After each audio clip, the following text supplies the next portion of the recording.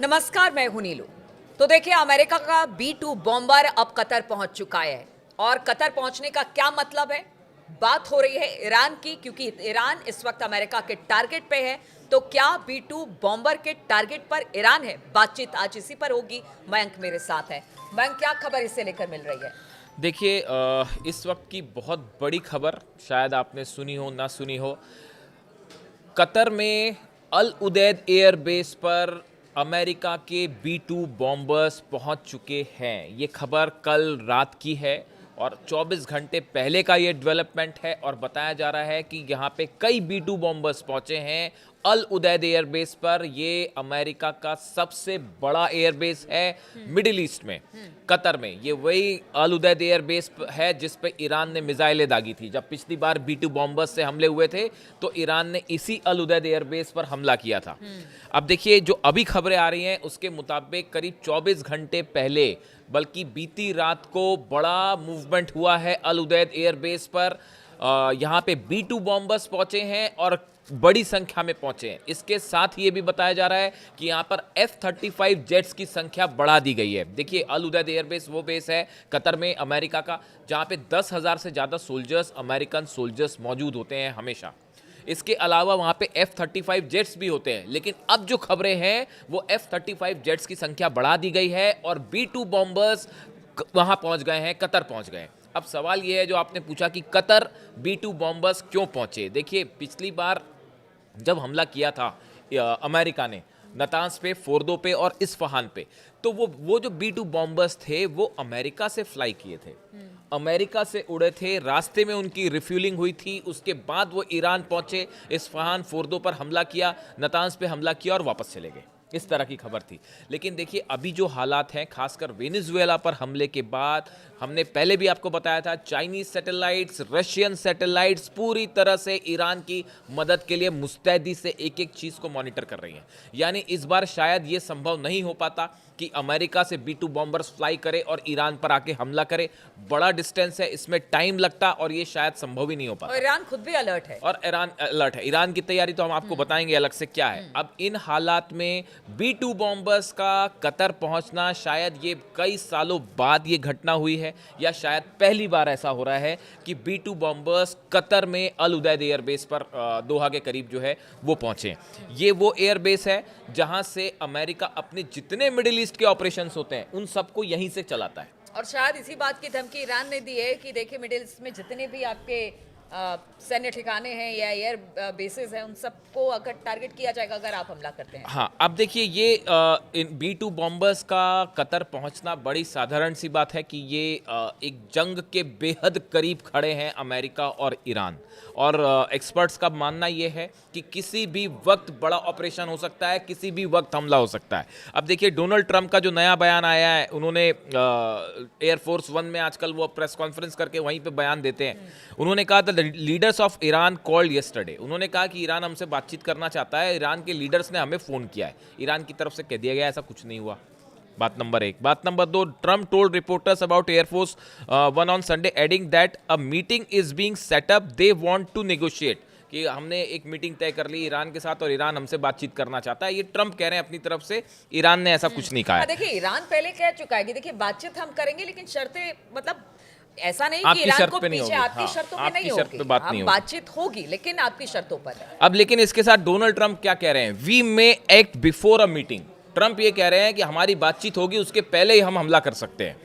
तो एक तरफ जो है ट्रंप ये भी कह रहे हैं कि बातचीत करेंगे, दूसरी तरफ हमला भी करेंगे कह रहे हैं। तो जहां तक ये बात है तैयारी की, बड़ा मिलिट्री मूवमेंट अमेरिका का हो चुका है। आपने खबरें सुनी होगी 2 दिन पहले कि सीरिया में बड़ी स्ट्राइक हुई। अमेरिका ने सीरिया में आईसिस के ठिकानों पर बड़ी बम्बार्डमेंट किया है, बड़ा हमला किया है।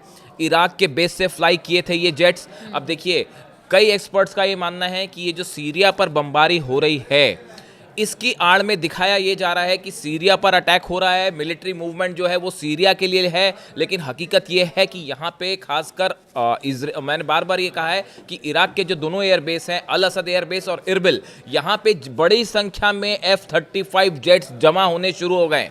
ऑपरेशन भले सीरिया में हुआ, आईएसआईएस के ऊपर, आईसिस के ऊपर हुआ ऑपरेशन, लेकिन उसके पीछे जो तैयारी है, असल मकसद वो ईरान को टारगेट करने का है। बड़ी संख्या में इराक में दोनों बेसिस पर F-35 जेट्स हैं और अब जो B-2 बॉम्बर्स हैं, इनकी एंट्री इस बात को लेकर लगभग कंफर्मेशन देती है कि जल्द ही कुछ बड़ा एक्शन जो है वो मिडिल ईस्ट में देखने को मिल सकता है। अब देखिए इसकी तैयारी जो है, तैयारी की जो खबरें आ रही हैं वो ये है कि ईरान की तरफ से आप देखें पिछले 7 दिनों के अंदर ईरान की तरफ से बार बार ये बात कही गई कि अगर किसी भी तरह का हमला होता है तो अमेरिका के 8 बड़े एयरबेस जो हैं वो पलक झपकते ही हम जो है निशाने पर रहेंगे।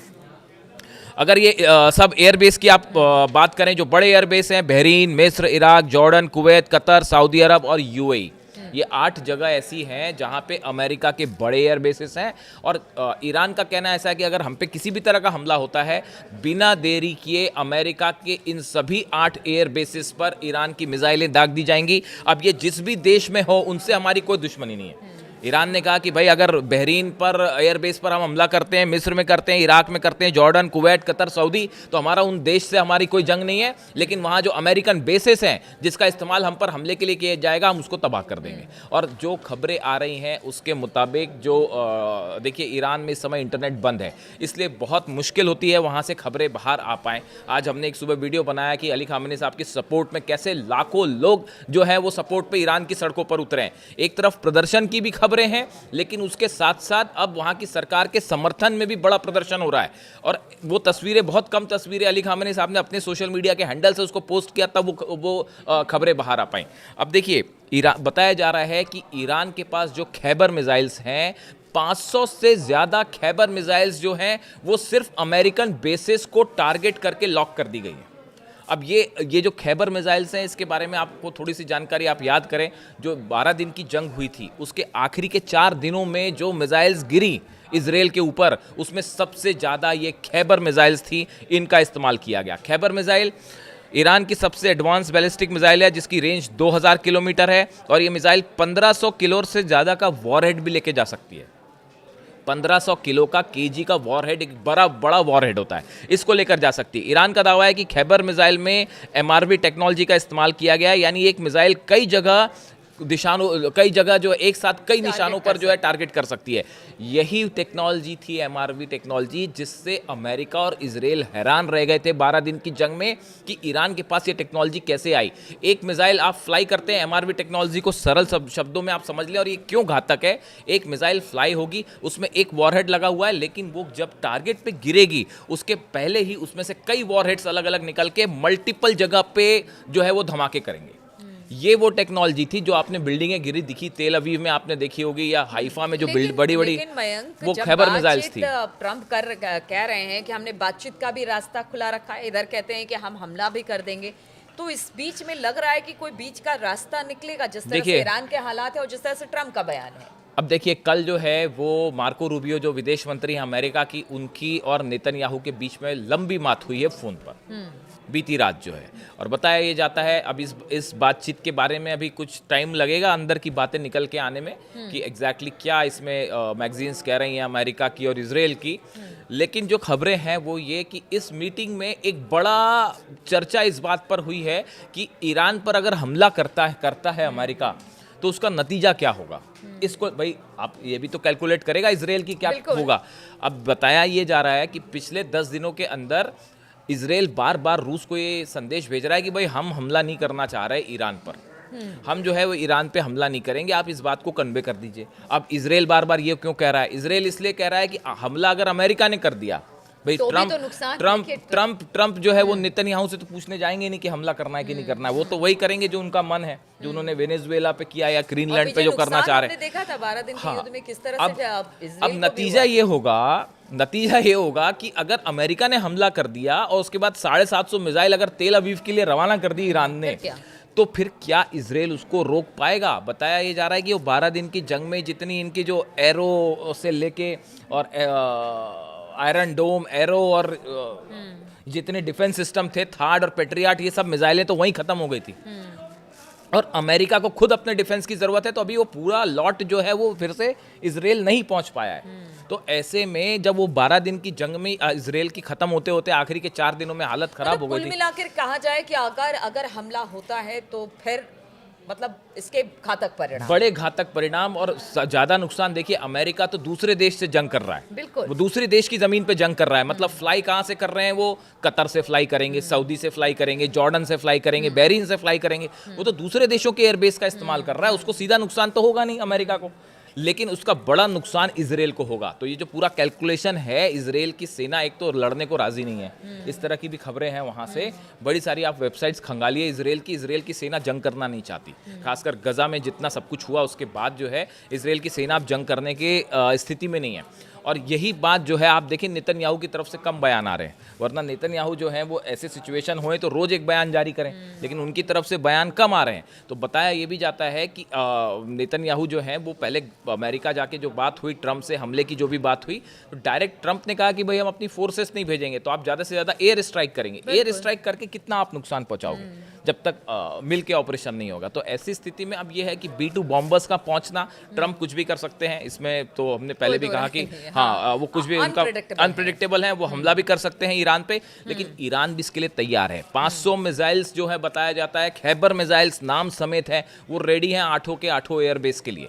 और सबसे ज़्यादा निशाने पे तो अल-उदैद एयरबेस और इराक के दोनों एयरबेस होंगे, जहाँ पे पहले कासिम सुलेमानी जो ईरान के कमांडर थे उनकी जब हत्या हुई थी, उसके बाद भी जो है अल-असद एयरबेस पर दनादन मिसाइल्स गिरी थी और अमेरिका पूरा बेस साफ हो गया था वो अमेरिका का, उसको फिर से बनाना पड़ गया था। और ये जो अल-उदैद एयर की बेस की भी बात होती है, जो 15-16 मिसाइलें दागी गई, उस मिसाइल के बाद पहली बात तो ये कहा गया कि भाई वो मिसाइल सब हवा में खत्म कर दी गई और कोई भी मिसाइल नहीं गिरी। हमारे चैनल ने हमने अपने प्लेटफॉर्म से सबसे पहले बताया था वहाँ पे कि ईरान के हमले में कतर स्थित एयरबेस का जो संचार कम्युनिकेशन सिस्टम है, जो उसका गुंबद था, वो फुटेज भी सामने वो फुटेज बाद में सामने आई थी, वो पूरा का पूरा तबाह हो गया था। हो अमेरिका का कम्युनिकेशन सिस्टम, वो जो मिसाइल मारी थी, आप देखिए 1000 किलोमीटर का डिस्टेंस है कतर के अल-उदैद एयरबेस से लेकर तेहरान का।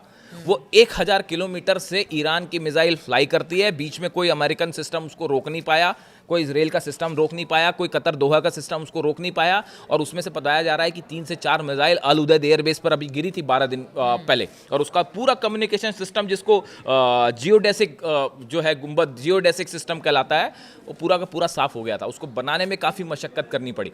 तो देखिए ऐसा है कि ये जंग अगर होती है तो इसके परिणाम मतलब ऐसा नहीं है कि कोई वन साइडेड हो जाएगा, पूरा जबरदस्त वर्ल्ड इस वक्त सहमा हुआ है। देखिए B2 बॉम्बर की तैनाती तो कर दी गई है, लेकिन ईरान भी पीछे नहीं है, उसकी भी सारे मिसाइलें जो है वो तैनात दिखाई दे रही हैं। अगर एक हमला इधर से होता है तो फिर ईरान पीछे रहने वाला नहीं है और इसके बड़े घातक परिणाम होंगे। इसलिए कहा यह जा रहा है कि हो सकता है बातचीत के जरिए हालात ईरान के भीतर और बाकी जो इस वक्त बन रहे हैं उस पर बातचीत हो जाए। लेकिन हम बार बार यही कहते हैं कि ट्रंप हैं, क्या करेंगे कुछ कहा नहीं जा सकता है। इस पर लगातार हमारी नजर बनी रहेगी। आप बने रहिए हमारे साथ।